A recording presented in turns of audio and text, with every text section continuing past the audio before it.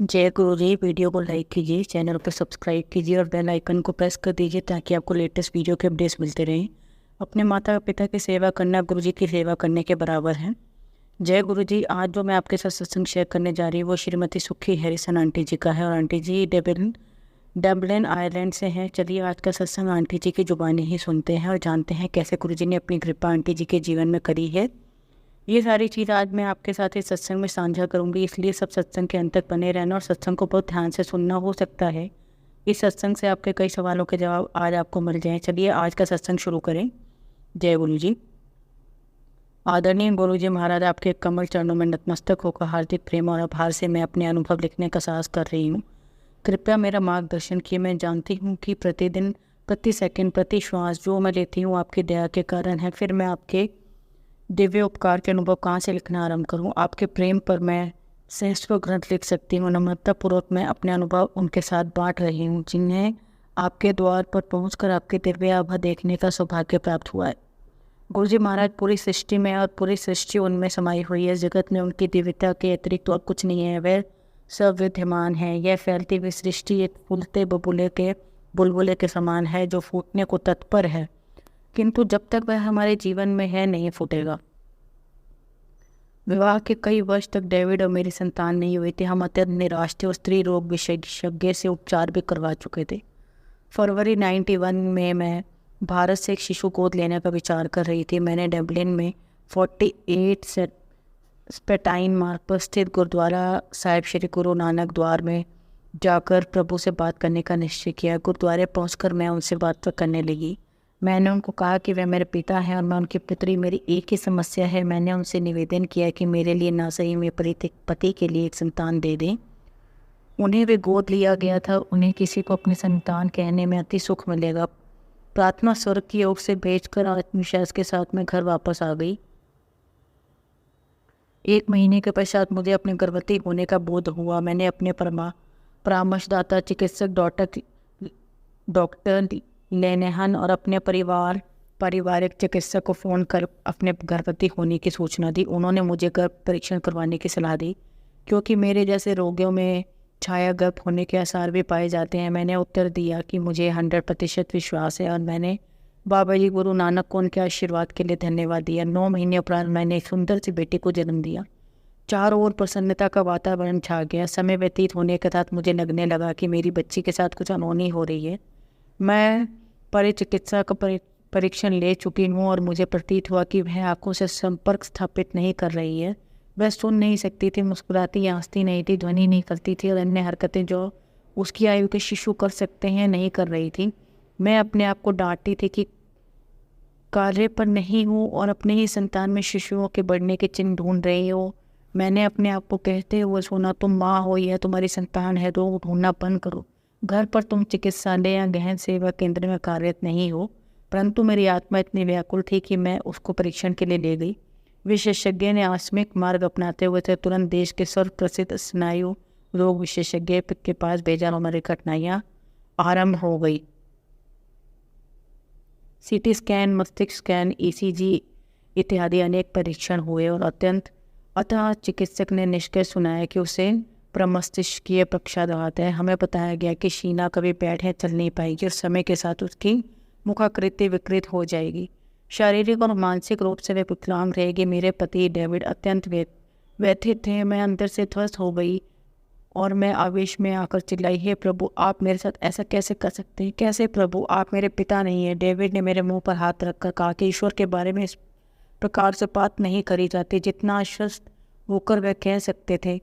उन्होंने कहा कि शीना स्वस्थ हो जाएगी। मैं शीना को उठाकर घर वापस आ गई। मैं उस बावली स्त्री की तरह की भांति थी जिसे स्नायु विकार हो गया हो। मेरे मुख पर अश्रुधारा बहे जा रही थी। मैं भगवान पर क्रोधित हो रही थी और अंत में मैंने डेविड को पूजा कक्ष में जाकर ग्रंथ साहिब को बाहर फेंकने के लिए कहा। मैं चिल्ला रही थी, संसार में कोई ईश्वर नहीं है। डेविड ने उत्तर दिया, सुखी, यदि तुम ईश्वर को अपने जीवन से निकालना चाहती हो, वह तुम्हारी इच्छा है। मुझे यह पाप करने को मत कहो। मुझे अभी भी उसमें आस्था है, तो मैं गुरुद्वारे जा रही हूँ और बाद में लौटूंगी। इतना कहकर मैंने शीना को उठाया और चल पड़ी। मेरी बहन अभी हमें कार में गुरुद्वारे ले गई। मैंने शीना को गुरु ग्रंथ साहिब महाराज के निकट लिटाया और पागल बच्चे की बात ही हरकतें करने लगी। मैंने सदगुरु से असंतोष प्रकट किया। उनको बोला, आपने कहा था कि आप मेरे पिता हैं, आप मुझसे प्रेम करेंगे, मेरी रक्षा करेंगे और मेरा ध्यान रखेंगे, क्या इसे ध्यान रखना कहते हैं? आपने मुझे एक सुंदर सी संतान देकर कर त्याग किया और आपने उसके शरीर का सबसे महत्वपूर्ण भाग ले लिया, उसका मस्तिष्क। आप ऐसा कैसे कर सकते थे? मैं रोए जा रही थी। ज्ञानी जी ने सोचा कि मैं पागल हो रही हूँ और मैंने कहा, हे भगवान, हे अकाल पुरुष, मैंने अपने पूरे जीवन आपको प्रेम किया। यदि आप वास्तव में हैं, आप मुझे अपने अस्तित्व का प्रमाण देंगे कि आप मुझे सुन रहे हैं। यदि आप ऐसा नहीं करेंगे तो मैं आपसे फिर कभी प्रेम नहीं करूँगी। मेरे लिए आपका कोई अस्तित्व नहीं रहेगा। मैं इस बच्ची से प्रेम करूँगी, इसका ध्यान रखूँगी और इसके लिए जो उचित होगा करूँगी, किंतु आपसे कभी प्रेम नहीं करूँगी। मेरा इतना कहना था कि शीना ने अपना नन्हा हाथ उठाकर मेरे गाल पर मारा। इस समय तक शीना के हाथ इतने कमज़ोर थे कि वह उसके वृक्ष पर ही रहते थे। मुझे उन्हें उठाकर उनका व्यायाम कराना पड़ता था, क्योंकि वैसे मैं उनको हिला नहीं पाती थी। मैं उनके चरणों में गिर पड़ी, उनसे समय याचना करी और ज्ञानी जी को गुरु ग्रंथ साहिब से एक वाक्य, जिसको बोलते, निकालने को कहा। दिव्य संदेश था कि समय के साथ सब ठीक हो जाएगा। अतः मैंने शीना को उठाया और घर आ गई। मैं गुरु नानक देव जी से शीना को स्वस्थ करने के लिए प्रार्थना करने लगी, ताकि मैं अपने कमरे से हमारे कमरे तक आ सके, भूख लगने पर अपने मुंह और पेट की और उंगलियां कर सके, या फिर यदि उसके शरीर के किसी भी अंग में पीड़ा है तो वह उस और उंगली कर सके। मैं इतनी ही कामनाएं कर रही थी, क्योंकि मुझे लगता था कि मैं मानसिक रूप से अविकसित थी और संभवतः प्रभु हमारी इतनी आकांक्षा पूर्ण कर सकेंगे। डेविड प्रभु से उसको स्वस्थ करने के लिए प्रार्थना करते थे। उनके मन में मेरे से अधिक विश्वास था। मेरी बहन एक बाल रोग विशेषज्ञ इंग्लैंड से डेविड को शीना के रोग की गंभीरता समझाने आई। उसने कहा कि शीना शारीरिक रूप से विकलांग रहेगी और समय के साथ इसकी मुखाकृति विकृत हो जाएगी। उसने डेविड को स्थिति से समझौता करने के लिए कहा। वह विचलित अवश्य हुए, फिर भी उनको विश्वास रहा कि प्रभु की दया से सब ठीक हो जाएगा। जो उनको बताया गया उसे सुनकर वह व्याकुल भी हुए। इस समय प्रभु के साथ मेरी आध्यात्मिक यात्रा आरंभ हुई। मैंने ईश्वर के शब्द को स्वीकार किया और निश्चय किया कि मुझे अमृत वेला में प्रार्थना करनी चाहिए। अर्धरात्रि 2 बजे बिना शोर किए उठकर मैं अपने हाथ और पैरों पर स्नानागार तक जाती थी और हाथ मुंह धोकर प्रार्थना करती थी। मैं उनको कहती थी कि मैं उनके पास स्वच्छ होकर आई हूँ। स्नान करने से मेरे पति उठ जाएंगे, क्रोधित होते, और फिर मेरी प्रार्थना सफल रहती। फिर मैं चुपचाप बिस्तर में डेविड के उठने से पहले आकर सो जाती। यह 17 महीने तक चलता रहा। इस अवधि में शीना के विभिन्न उपचारिक चिकित्साएं चलती रही, शारीरिक, मानसिक, वाच इत्यादि। घर में हम पहिए वाली कुर्सी और लिफ्ट लगाने का विचार करने लगे थे। एक शाम में रहराज साहिब पाठ बाबा जी को अर्पण कर रही थी और मेरी बहन अमरजीत नीचे शीना को देख रही थी। अचानक मैंने उसे चिल्लाते हुए सुना, सुखी शीना चल रही है। मुझे उसका कहा समझ नहीं आया और मैं उससे पाठ में अड़चन डालने के लिए नाराज हुई। पाठ पूरा कर मैं नीचे आई। मेरी आंखों के सामने शीना कुर्सी से दूसरी कुर्सी तक दौड़ रही थी। एक चमत्कार हुआ जो वैज्ञानिक रूप से असंभव था। वह खुलकर मुस्कुरा रही थी। डेविड जब काम से लौटे तो हम तीनों प्रभु को धन्यवाद देने भूमि पर नतमस्तक हो गए।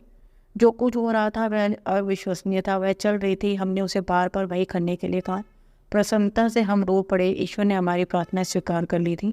हमने गुरुद्वारे जाकर प्रभु को धन्यवाद दिया। अपनी बच्ची की सहायता के लिए चिरकाल से चली आ रही तब कर वरदान मांगने की प्रार्थना को मैंने पा लिया था। उस दिन से मैंने बाबा जी के कक्ष में ज्योत जलाना आरंभ कर दिया और उनके द्वारा उनके दर्शन की अभिलाषा प्रकट करी। यह मेरे प्रेम की ज्योत थी। जीवन बीत रहा था। अचानक 95 में मेरी माँ रुग्ण हो गई। उनका रक्त प्रवाह अत्यंत वेग से हो रहा था और चिकित्सक ने कहा कि गर्भविच्छेदन द्वारा उनका गर्भाशय निकालना पड़ेगा। प्रशिक्षित परा चिकित्सक होने के कारण मेरी मां ने मुझे घर आकर उनकी सहायता करने के लिए कहा। मैंने उन्हें शीना के रोग की गंभीरता के बारे में नहीं बताया था। कुछ समय पूर्व ही डेविड भी अपनी नौकरी से हाथ धो बैठे थे। फिर भी हमने निश्चय किया कि शीना और मैं भारत जाएंगे। यदि भी शीना प्रगति कर रही थी, उसके विकास में मैं 2 क्रियाशेष थी। एक में बोल नहीं पा रही थी और दूसरे में सामान्य भोजन नहीं कर रही थी। फलस्वरूप उसे विशेष खाद्य पदार्थ देने पड़ते थे। भारत में रहते हुए उसके लिए यह विशेष वस्तु आवश्यक थी। इसका अर्थ है यात्रा में अधिक सामान का होना। हम विमान पर पतन पर अपने अधिकार से अधिक सामान लेकर पहुंचे। विमान कर्मचारी अधिक वजन के लिए पैसे की मांग कर रहे थे। हमारे लिए यह संभव नहीं था। मैं चिंतित हो गई। मैं अंदर ही अंदर रो रही थी, यह प्रभु कुछ कीजिए। वहाँ पर मेरी माँ रोगग्रस्त है और यहाँ पर मेरी बेटी। मेरे पास देने के लिए पैसे नहीं है। मैं क्या करूँ? स्पष्टतः उसी समय गुरुजी जी ने, मैं इस समय तक जानती नहीं थी, ने चंडीगढ़ में संगत को कहा कि बेटी ने उन्हें आयरलैंड में बुलाया है और उन्हें वहाँ जाना है। इसी समय कर्मचारी ने मेरी ओर मुड़कर कहा कि मैं आगे जा सकती हूँ। उसने यह भी कहा कि अधिक सामान के लिए कोई अतिरिक्त व्यय नहीं करना है। मैंने अकाल पुरुष को उनकी सहायता के लिए धन्यवाद दिया और इस बारे में और अधिक नहीं सोचा। मेरी छोटी बहन ने मुझे गुरुजी महाराज के दर्शन करने के लिए विनती की थी। मेरी माँ की शल्य क्रिया से पूर्व उनके कमरे में तीव्र सुगंध मिली। शल्य क्रिया में माँ के शरीर से निकला हुआ गर्भाशय श्वेत रंग का हो गया और वह ठीक थी। कैंसर के कोई चिन्ह नहीं थे। उस समय हमने इन घटनाओं के बारे में कुछ नहीं सोचा, किंतु अब पुनरावलोकन करते हुए लगता है कि उस समय हमने उन्हें नहीं पहचाना और उनको अपने हृदय में स्थान नहीं दिया। एक दिन माँ की शल्य क्रिया के बाद मैं चंडीगढ़ के सेक्टर 35 में अपने भाई के पास बैठी हुई थी। जब मैंने कुछ लोगों को गुरुजी के बारे में बात करते हुए सुना, उनमें मेरी भाभी के भाई गिक्की भी थे जो गुरुजी के भक्त थे। मुझे प्रतीत हुआ कि कोई मुझे बुला रहा है। मैंने पूछा कि क्या मैं गुरुजी से मिल सकती हूँ। मेरे परिवार वाले चकित रह गए, क्योंकि मैं कभी किसी पंडित, पुजारी, संत, धार्मिक लोगों के पास नहीं जाती थी। मैं गुरु नानक के उपदेशों का अनुसरण करती थी और उन्होंने मेरे ऐसे लोगों के पास जाने को मना किया था। उन्होंने कहा, सुखी, हमने कभी तुमसे इस बारे में पूछा नहीं था, क्योंकि तुम इसमें विश्वास नहीं करती हो। उस शाम जब मैं गुरुजी के पास गई और कार से उतर रही थी तो गुरुजी ने संगत को बताया, बेटी आई है। उनके मंदिर में प्रवेश करके मैंने उनके कमल चरणों को स्पर्श किया। उन्होंने मुझे दिव्य प्रसाद दिया और बैठने के लिए कहा। वह उठकर मेरे पास आकर बैठ गए। उन्होंने मेरे लोगों, मेरी शल्य आइलैंड में मेरे घर, उसकी सजावट, प्रत्येक कमरे की वस्तुएं, खिलौने, भोजन करने के बर्तन आदि अनेक वस्तुओं के बारे में विस्तार से बताना आरंभ कर दिया। मैं सब थी। फिर भी गुरुजी ने कहा कि वह वही हैं।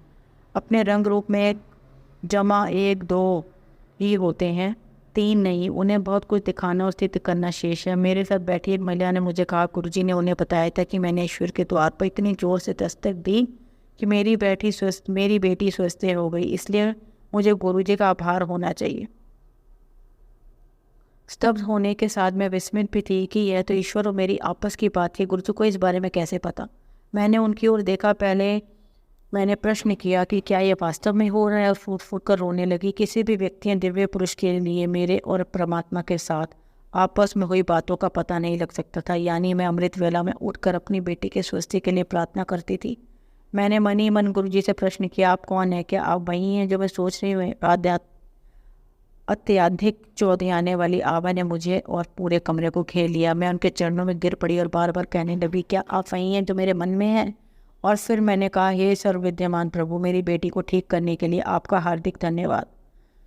उनकी मुस्कुराहट कितनी सुंदर थी। उस मुस्कुराहट से ईश्वर से संबंध स्थापित हो गया था। उनकी आंखें संसार से नाम मात्र के संबंध का संकेत देती हुई आधी खुली हुई थी और अपने अंतर्ज्ञान से संबंध स्थापित करते हुए आधी बंद थी। फिर मैंने क्षमा मांगी और पूरी संगत को देखने के लिए पीछे आकर बैठ गई। मैंने अपने आसपास बैठे हुए लोगों से गुरुजी के बारे में अपने निजी अनुभव करने के लिए विनती करी। जो कुछ मैंने सुना यह बिल्कुल मेरे नाना जी और पवित्र पुस्तकों और गुरु ग्रंथ साहिब की सीख के अनुरूप था। मेरी राय में गुरुजी गुरु नानक समान है। जैसे ही मैंने सोचा, गुरुजी ने मुझे आगे बुलाया और कहा कि सुखी, तुम्हें आने वाली बैसाखी सदा याद रहेगी। मेरे लिए बैसाखी का अर्थ केवल फसल कटने का समय था। गुरुजी के चारों ओर मुझे गुलाब और लेवेंडर पुष्पों की सुगंध आ रही थी। लोगों ने मुझे गुरुजी के पैर और हाथ सूंघने के लिए कहा। वह उसी सुगंध से भरे हुए हैं। उनके चरणों को छूते ही मेरे हाथ उस सुगंध से भर गए। मैं चंबित रह गई। गुरुजी ने मेरी ओर मुड़कर कहा, बेटी, अमृत है। उसी समय वह मेरे पास आस-पास उपस्थित लोगों का उपचार कर रहे थे, और जैसे ही कई रोग निवृत्त होता है, वह मुस्कुराते थे। रात्रि के अंत में मैंने अपना सिर उनके कमल चरणों में रख दिया। जब सिर उठाकर मैंने उनकी ओर आंखों में देखा तो उनके चक्षुओं में से 2 किरणें निकलकर मेरी ओर आईं। उनमें सितारे भरे हुए थे। मुझे आभास हुआ कि वह कौन है। बचपन से मुझे ज़्यादा लगता था कि प्रभु मेरे पास किरणों के मार्ग से आएंगे और वह सितारों से भरी होंगी। घर चलते हुए गुरुजी ने मुझे अगले दिन शीना को लाने के लिए कहा। मैंने उत्तर दिया कि वह कठिन हुआ, क्योंकि वह कुछ नहीं खाएगी। लोग उसको घूरेंगे, पर अंत में यह भी कह दिया कि मैं उनके निर्देशों का पालन करूंगी। अगले दिन मैं शीना को लेकर गुरुजी के पास आई। जब हम सेक्टर 33 में गुरुजी के मंदिर की ओर जा रहे थे, शीना मेरा हाथ छोड़कर गुरुजी की ओर भागी। वह उनके कमल चरणों में नतमस्तक हुई और बोली, वाहे गुरु, मेरी बच्ची पहली बार बोली। मेरी आंखों से आंसू आ गए। गुरुजी ने शीना को ले जाकर लंगर करवाने को कहा। मैं उसको लंगर हॉल में ले गई। उसके मुंह में चपाती का एक छोटा कौर डाला जो वह खा नहीं सकी। जब हम गुरुजी के पास वापस आए तो उन्होंने पूछा कि क्या उसने कुछ खाया है। मैंने मना किया। वह बोले कि मैंने उसके मुंह में एक छोटा सा टुकड़ा ही डाला था। उस दिन से मेरी बेटी को कोई समस्या नहीं है, पर प्रभु के द्वार पर सब मिल गया था। प्रातःकाल गुरुजी सुखना झील के किनारे भ्रमण करने जाते थे। कार में से उनके पैर निकलते ही दूर दूर तक, जहाँ तक दृष्टि जाती थी, मोर जोर जोर से गाने गाने लगते थे। गुरुजी झील के किनारे चलते थे, किंतु उनके आगे बढ़ते हुए पैर भूमि को नहीं छूते थे। बैसाखी के दिन गुरुजी संगत के कुछ सदस्यों के साथ मेरे ही गुरु सवारी बनाकर ले गए। अचानक वातावरण परिवर्तित हो गया। गुरुजी ने मुझे कहा, सुखी देख कौन आए हैं। सुखी देख कौन आए हैं? कार के शीशे से मैंने गुरु नानक देव जी और शिव जी को देखा। मैंने फिर देखा और अपने आप को चुटकी मारी, यह देखने के लिए कि गुरुजी ने मेरे ऊपर कोई जादू तो नहीं किया। मुझे पता है कि मैंने उस दिन गुरुजी के साथ क्या देखा। मैं गुरु नानक को दर्शन देने के लिए धन्यवाद करती हूँ, और उससे भी एक मेरी बच्ची को नवजीवन देने के लिए। मैंने यह स्वप्न में नहीं देखा था, नहीं सोचा था कि मेरी प्रेम ज्योत से इस जन्म में मुझे बाबा जी के दर्शन हो जाएंगे। प्रसन्नता और प्रेम से पागल होकर मैं सबको गुरुजी के बारे में बताना चाहती थी, और अभी भी वही कर रही हूँ। मुझे आशा है कि यह पढ़ने वाले भी सोच रहे होंगे, यह कौन है, गुरुजी कौन है? वह ईश्वर हैं और हमारी रक्षा करने आए हैं। उस दिन शाम को बैसाखी का समारोह था। कुछ अनुयायियों से गुरुजी के बारे में पूछा। मैं घर पर थी। उनका अस्तित्व जानने के पश्चात में उनका सामना करने का साथ नहीं जुटा पा रही थी। अतः मुझे बुलाया गया और मेरे पहुंचने पर मेरे पर प्रेम की वर्षा करी गई। मैं प्रिय प्रभु की आत्मा को देखना चाहती थी। बैसाखी के एक दिन उपरांत गुरुजी ने मुझे कुछ मांगने के लिए कहा। मैंने उत्तर दिया कि आपने मुझे सब कुछ दे दिया, मैं ही आपको पहचान नहीं पा रही थी। आप उनके पुनः कहने पर मैंने उनसे अपनी बहन अमरजीत को स्वस्थ करने के लिए कहा, जो गठिए से पीड़ित थी। एमी को अपनी पीड़ा के कारण काम करने में कष्ट होता था। औषधियों के साथ वह अपनी कलाई पर स्वर्ण के इंजेक्शन भी लेती थी। गुरुजी ने उसका चित्र लाने के लिए कहा। उन्होंने भविष्यवाणी करी थी वह मुझे फ़ोन करेगी और मैं उसको सब औषधियाँ फेंकने के लिए, और अब वह स्वस्थ है ऐसा कहूँ। समय के साथ पता लगा कि गुरुजी ने यहाँ भारत में बैठे हुए से आनंद में ठीक कर दिया था। अगले वर्ष अपना हाथ प्रकट करने में गुरुजी के पास आई थी। एक और घटना थी। एक दिन गुरुजी ने कहा कि डेविड मुझे फ़ोन करेंगे और मैं उनको कहूँ कि फ्रिज काम नहीं कर रहा है और उसमें भोजन सड़ रहा है। वास्तव में उनका फ़ोन आया और मैंने गुरुजी की कही हुई बात बताई, किंतु उन्होंने कहा कि वह घर पर ही है, फ्रिज ठीक काम कर रहा है। जब मैंने वापस जाकर देखा तो उसका फ्रिज ख़राब हो गया था और उसमें भोजन सड़ चुका था। समय आया जब मुझे आयरलैंड लौटना था, मुझे अपने गुरु से अलग होना था। उन्होंने कहा कि वह मेरे से दूर बहुत द्वारा बात करेंगे। मैं उदास थी क्योंकि मुझे इसका और समझ नहीं आया था। कालांतर में मुझे आभास हुआ कि वे वास्तव में दूर बहुत से बात करते हैं। मैं उनसे बोलकर बात नहीं कर सकती थी। यदि कोई प्रश्न पूछती तो वह उसको उत्तर देते थे। जिस दिन मुझे चंडीगढ़ से चलना था, हम रात को 2 बजे झील के किनारे घूमने गए। कोई मोर नहीं गा रहा था और हम उस शांति में झील के किनारे चल रहे थे। चलते हुए झील के किनारे सड़क का अंत आ गया तो मैंने गुरुजी से अपने हृदय में प्रश्न किया। मेरे प्रश्न का उत्तर क्या हुआ? अकस्मात एक मयूर गाते हुए सुनाई दिया। गुरुजी मुझे देखकर मुस्कुराए। मैं फिर भी नहीं समझी और डेल्विन के लिए चल पड़ी, गुरुजी की अत्यंत याद और कमी के साथ।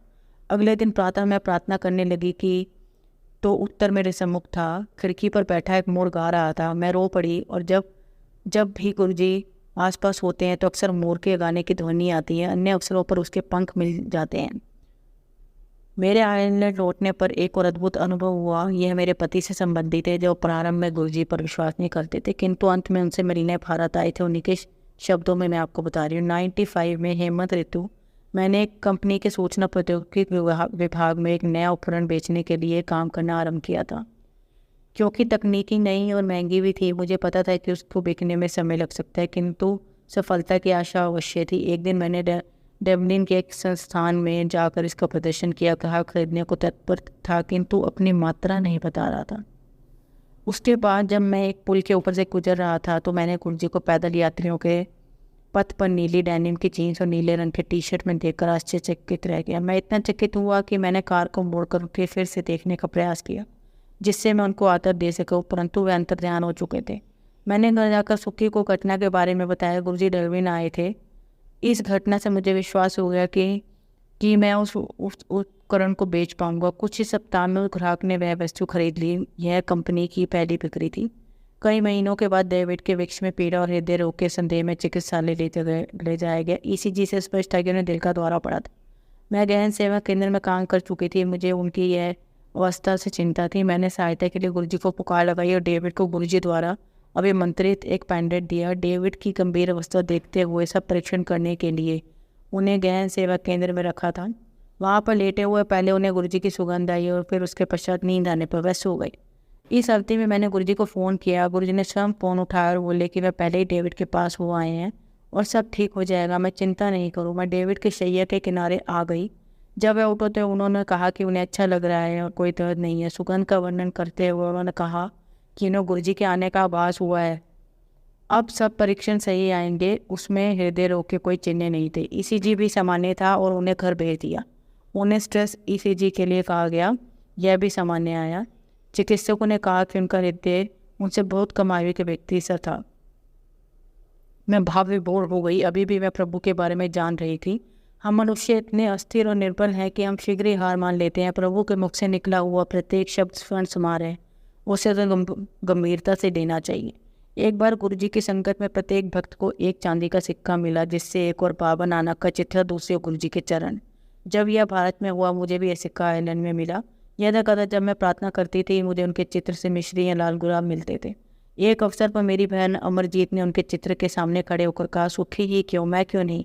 उसी समय गुरुजी के चित्र में उसने उनको अपनी झलक झपकाते हुए देखा। उसने उनको अपनी पलक झपकाते हुए देखा। वह रोती बिलखती मेरे पास भागी आई कि उसने गुरुजी को ललकारा था और वह अत्यंत क्षमा प्रार्थी है। फिर एक बार हम कार में देर रात घर वापस आ रहे थे। हमने लंबी यात्रा करनी थी और कार में पेट्रोल बहुत कम था। हमें लगा कि अगले आधे घंटे में ईंधन समाप्त हो जाएगा। 1 घंटे की यात्रा के पश्चात जब हम पेट्रोल पंप पहुंचे तो वह बंद था। अब हमारे पास बिना पेट्रोल भरे चलने के अतिरिक्त कोई उपाय नहीं था और हम चल पड़े। 2 घंटे की यात्रा के बाद गुरुजी की कृपा से खाली पेट्रोल टैंक के साथ ही हम घर पहुँच गए। गुरुजी ने मुझे गुरु नानक और शिव के संबंधों के बारे में नहीं बताया। मैं कैसे गुरु नानक शिवरात्रि को शिव मंदिर में जाकर एक शिला पर बैठकर शिव को सुना करते थे। प्रभु प्रेम की खोज में मेरा जीवन परिवर्तित हो गया। उन्होंने सबसे कठिन अवसरों पर मेरी सहायता करी थी। उन्होंने मुझे दिव्य जीवन, शक्ति, सुरक्षा, प्रेरणा, जीने की इच्छा और उनके दिव्य रूप को खोजने की लालसा दी है। मैं अच्छा बनने का प्रयास करती हूँ जिससे मैं उनके चरणों में रह सकूँ। मैं हृदय और आत्मा से उनसे प्रार्थना करती हूँ कि वह मुझे अपने चरण कमलों में आश्रय देते रहें और उनकी लंबी आयु की भी विनती करती हूँ जिससे वह सबकी आत्मा को शुद्ध करते रहें। वह हमारे रक्षक हैं। हमारे कर्मों में वह हमारी सहायता करते हैं। मेरी जीवन का प्रत्येक क्षण उनके अनुभव से लिप्त रहता है। मैं उनके बारे में लिखकर अपने अनुभव बांटती रह सकती हूँ। मैं आपसे विनती करती हूँ कि आप स्वावलोकन करें और अपने जीवन में गुरुजी का महत्व जानें। हम सब उनकी छत्र छाया में, उनकी कृपा से ही अपने अनुभव लिखने में किसी भी त्रुटि के लिए मैं उनसे क्षमा मांगती हूँ। उनकी दया की अभिलाषा करते हुए मैं उनके संदेश सब में प्रसारित करती रहूँगी। हे प्रभु, मुझे अपनी संगत में और अपने कमल चरणों में स्थान दे। जय गुरु जी। अब आप सबको एक कहानी सुनाती हूँ। आप सब कहानी को बहुत ध्यान से सुनना। कहानी का शीर्षक है अशांत मन। एक बार एक मॉन्क अकेले मेडिटेशन करना चाहते थे, पर परेशानी ये थी कि जिस जगह वो रह रहे थे वहाँ और भी मॉन्क थे, जिनकी वजह से उन्हें एक शांत माहौल नहीं मिल पा रहा था। वो उस शोरगुल से बचने के लिए और ध्यान लगाने के लिए नदी की ओर चले गए। जब वो नदी के किनारे पर पहुंचे तो वहाँ भी बहुत से लोग थे। उन्हें जो माहौल चाहिए तो वो तो वहाँ भी नहीं मिल पाया। तो वो एक नाव पर सवार हुए नदी के किनारे से बहुत दूर आ गए। कुछ दूर आने के बाद उन्हें शांत माहौल मिल गया। उन्होंने वहाँ पर नाव रोक ली और ध्यान करने लगे। सब कुछ सही चल रहा था, लेकिन तभी उन्हें कुछ हलचल महसूस होने लगा कि कोई और भी वहाँ आ गया है और उनकी नाव को हिला रहा है, उस पर बार बार टक्कर मार रहा है।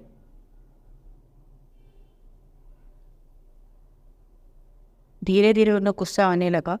उन्होंने अपनी आंखें खोली और देखा कि सामने खाली नाव खड़ी है जो बार बार पानी के बहाव के कारण उनकी नाव को टक्कर मार रही थी। अब उस नाव में कोई होता तो गुस्सा करते, पर अब क्या करें। तभी उन्हें इस बात का एहसास हुआ कि गुस्सा, डर, बेचैनी, अशांति ये सब उनके अपने अंदर हैं। बाहर की नावें तो खाली ही हैं। उन्होंने खुद को ठीक किया और वापस ध्यान में बैठ गए। सीख जो हमें इस कहानी से मिलती है वो ये है, ये छोटी सी मोटिवेशनल कहानी हमें सिखाती है कि जब हमारे चारों ओर हमारे मन के विपरीत बदलाव हो रहा हो तो गुस्सा आना जायज़ है। हमें चिंता भी होने लगती है, पर यहाँ समय होता है जब हमें उस बदलाव के साथ संतुलन बनाने की कोशिश करनी चाहिए।